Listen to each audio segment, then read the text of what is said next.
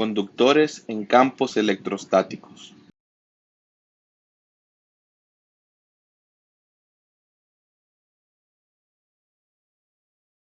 La ley de Coulomb supone que el espacio entre las cargas es vacío.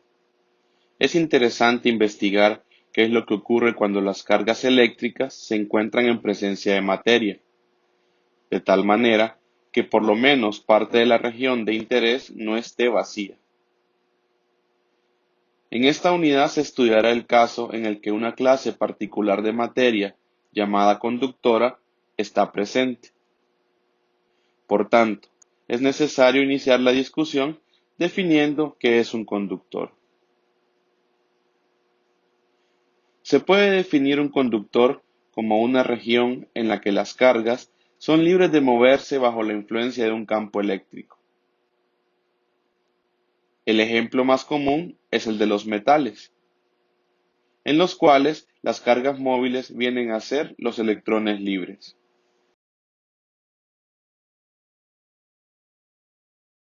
Hemos definido anteriormente que en un conductor las cargas son libres de moverse bajo la influencia de un campo eléctrico, pero no se ha mencionado nada sobre dónde puede estar presente dicho campo, por lo que convendría discutir primero qué ocurriría con el campo eléctrico en el interior de un conductor. Si estuviera presente un campo eléctrico dentro de un conductor, éste ejercería una fuerza sobre todas las cargas en el interior, lo cual daría a las cargas libres un movimiento neto. Sin embargo, por definición, sabemos que una situación electrostática es aquella donde las cargas no tienen movimiento neto. En conclusión, el campo eléctrico en todos los puntos dentro de un material conductor debe ser igual a cero.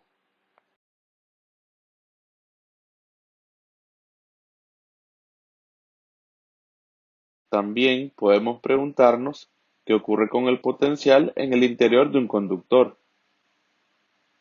Si se recuerda, el campo eléctrico se define como el negativo del gradiente de una función escalar llamada potencial.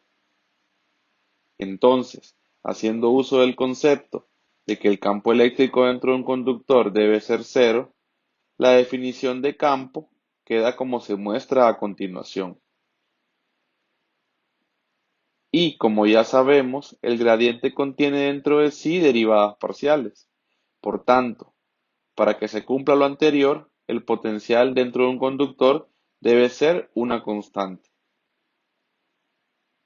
En resumen, es importante recalcar que dentro de un conductor el campo eléctrico debe ser cero y el potencial constante.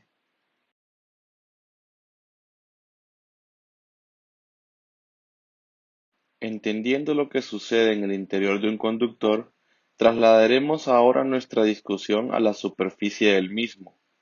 Por tanto, nos haremos la siguiente pregunta. Para iniciar nuestro análisis, vamos a considerar que tenemos dos regiones. La primera, el conductor como tal, y la segunda, el vacío que rodea al mismo. También supondremos un campo eléctrico en el vacío que forma cierto ángulo con la superficie del conductor, tal como lo muestra la figura. Ahora, vamos a imaginar que este campo se puede descomponer en dos componentes. Una componente normal a la superficie llamada E sub n y una componente tangencial a la superficie llamada E sub t. Para que se siga manteniendo la situación estática, la componente tangencial debe ser cero, ya que de lo contrario habría una fuerza tangencial sobre las cargas móviles, por lo que se moverían paralelamente a la superficie. Entonces, la única posibilidad de que exista un campo eléctrico en la superficie del conductor es de forma normal, como lo muestra la figura. En conclusión, el campo en la superficie de un conductor tiene únicamente componente normal y es distinta de cero. y la componente tangencial debe ser cero.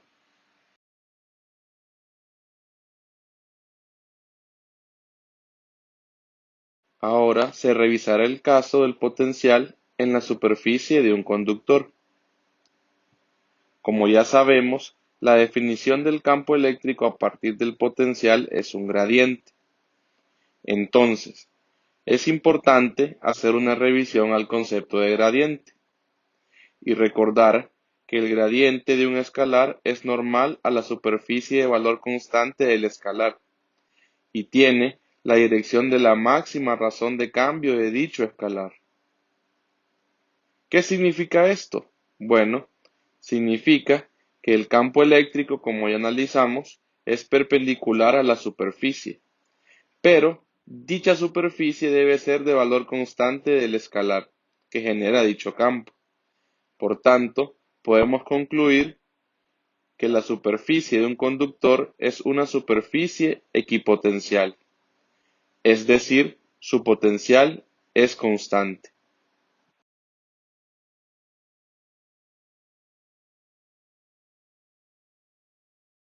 Nuestro análisis de los conductores ahora se centrará en otro aspecto importante, la carga encerrada. Hablar de carga encerrada implica que debemos tener a mano la ley de Gauss, por lo que se vuelve importante recordarla. Supongamos ahora que se tiene un material conductor rodeado de espacio vacío y una superficie arbitraria cerrada se encuentra completamente dentro del conductor, como se muestra en la figura. Como ya sabemos, el campo eléctrico dentro de un material conductor es igual a cero, por lo que la ley de Gauss se escribiría como se muestra a continuación. Y finalmente, se puede llegar a la conclusión de que la carga encerrada dentro de un conductor es igual a cero. ¿Qué significa esto? Significa que la carga, si la hubiese, debe localizarse en la superficie del conductor.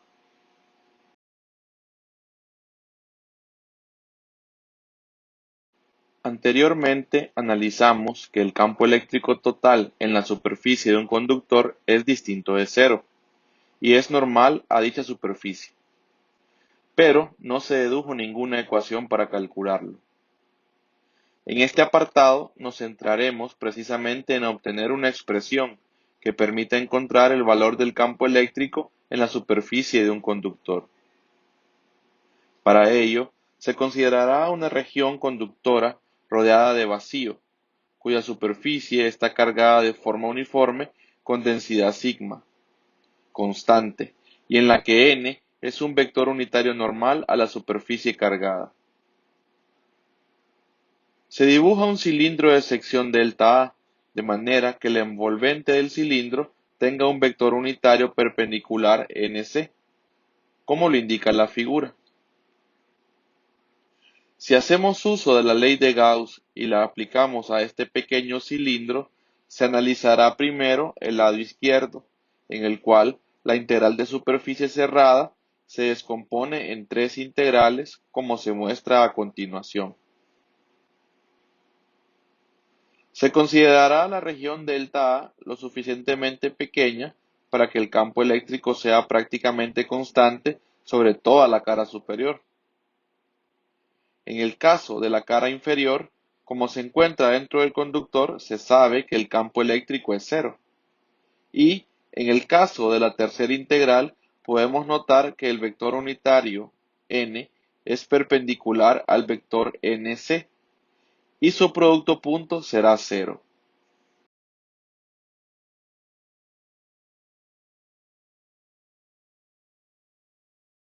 Por todo lo anterior, la segunda y tercera integral se anulan, es decir, se vuelven cero, quedando nada más la contribución de la primera, en la cual, como ya se dijo, el campo eléctrico se vuelve constante y puede salir del operador de integral, dando como resultado finalmente la magnitud del campo eléctrico multiplicada por delta A, como se muestra en pantalla.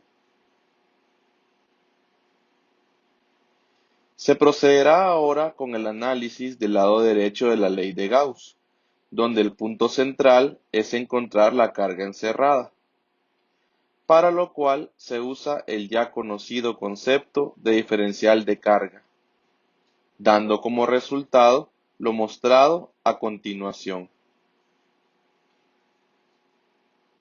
Y entonces el lado derecho queda como sigue.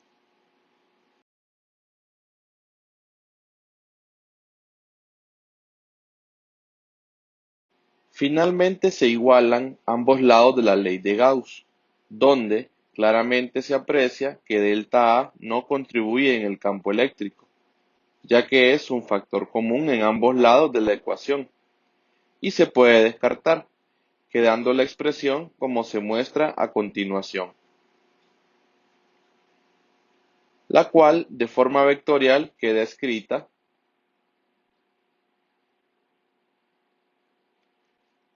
En este punto es importante comentar que la magnitud del campo eléctrico en la superficie de un conductor depende exclusivamente de la densidad de carga superficial. Pero, ¿qué pasa si desconocemos el valor de sigma? ¿Existirá otra forma de encontrar la magnitud de E?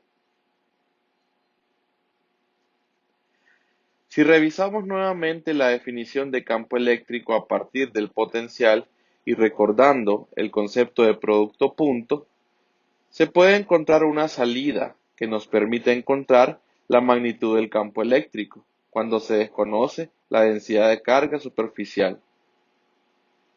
Por tanto, la magnitud de E puede encontrarse a partir del producto punto del vector unitario normal a la superficie con el gradiente del potencial. Y esto debería ser equivalente a la densidad de carga dividido por epsilon sub 0.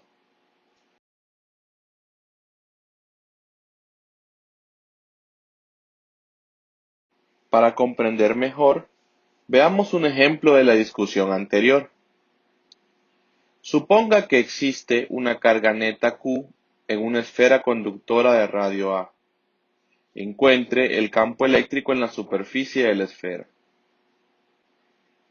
Partimos de la última ecuación vista en el apartado anterior, donde se nos dice que la magnitud del campo eléctrico en la superficie de un conductor es igual al negativo del producto punto del vector unitario a la superficie con el gradiente del potencial. Es importante tomar en cuenta que el vector unitario perpendicular a la superficie de una esfera entera es R unitario. Por tanto, para nuestro caso, el n sería R unitario. También se debe recordar que el potencial fuera de una esfera tiene la forma mostrada a continuación, donde se puede apreciar claramente su dependencia de la variable R, por lo que no se necesita la expresión completa del gradiente en coordenadas esféricas, sino que solamente la componente radial, simplificándose la expresión como se muestra a continuación. Luego, se sustituye la expresión para el potencial y se procede a encontrar la derivada parcial, quedando finalmente.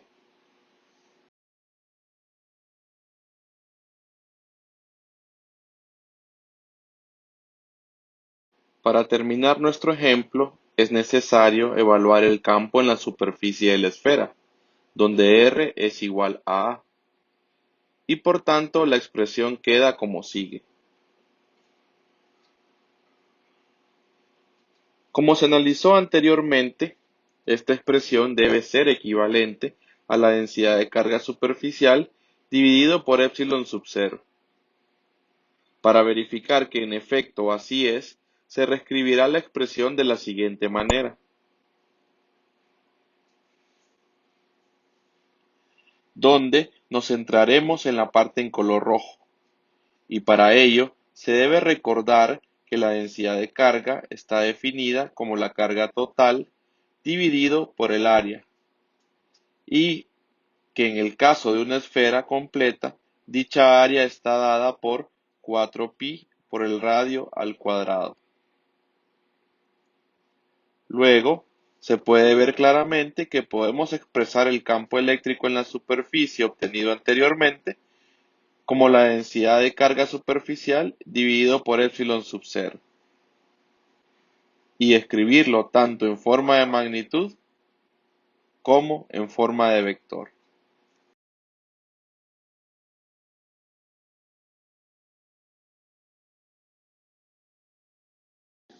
Para finalizar nuestra discusión sobre los conductores, se hará algunos comentarios importantes.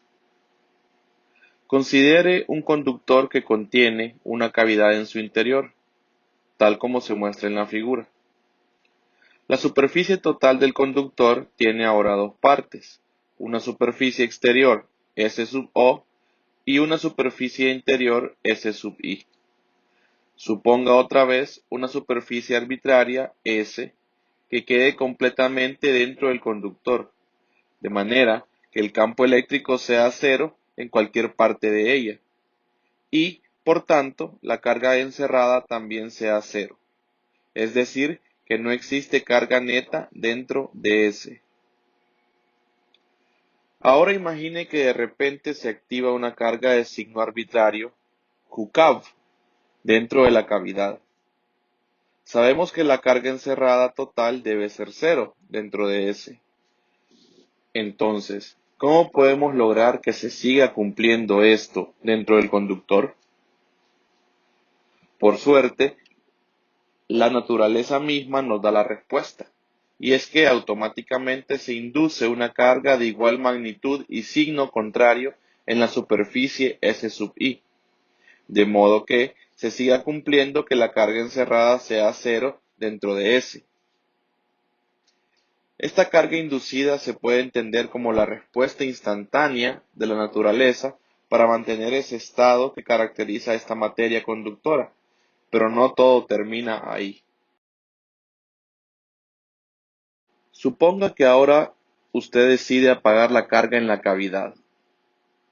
El conductor no puede quedar cargado, porque era neutro antes de que se activase por inducción la carga en la superficie interior.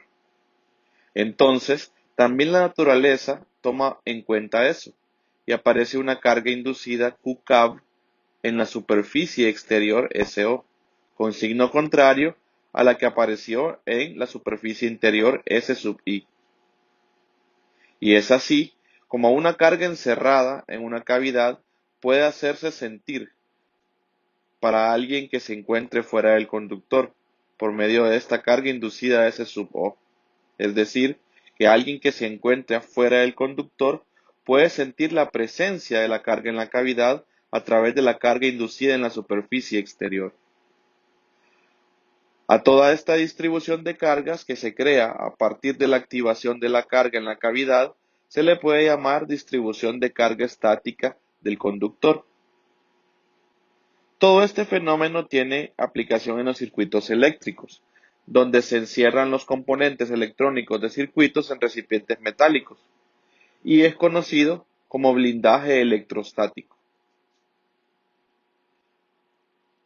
Y con ello cerramos nuestra discusión sobre los conductores.